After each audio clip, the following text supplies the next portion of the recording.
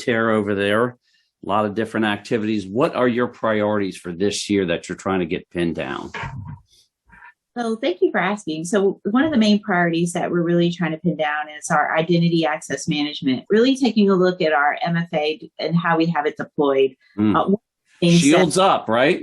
So here you go. 2209 talks about phishing resistant MFA, right? So, we all have to go back, take a look at, do we have phishing resistant MFA? What does that really mean for the environment? What changes to our customers will they see once we really deploy that? And then the other thing is supply chain risk management. That's a huge thing. One of the things that we always miss, when we're putting products on the network, we're really not looking at the supply chain and looking at the SBOM. And so really honing in on that and developing that a lot more.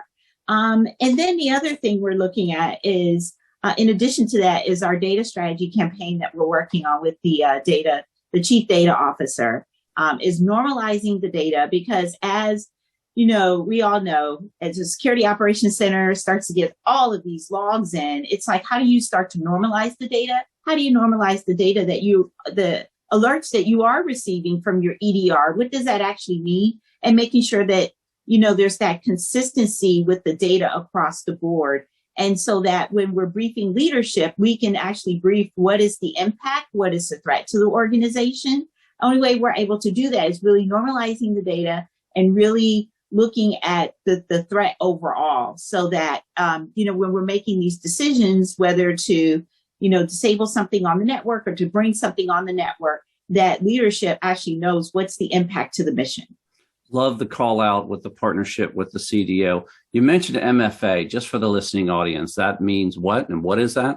Multi-factor authentication. So essentially something you have to know, and there's very different ways to actually implement that on your network. And so, when we went back and looked at the various ways to authenticate, it actually stemmed from an incident that we had that kind of rushed us towards MFA, because we were just all PIV enabled, on our network. And so when we looked at Office 365 after one of our incidents, we were like, okay, well, we definitely have to implement that. And so now we're looking at phishing resistance and making sure that all the applications, not just at the network layer, but the applications that are also on the network, have MFA deployed within those applications too. And so I think that was like a piece that most people have, missed. They were just really looking at the network layer, but not looking at the various applications to make sure that that's integrated in there as well.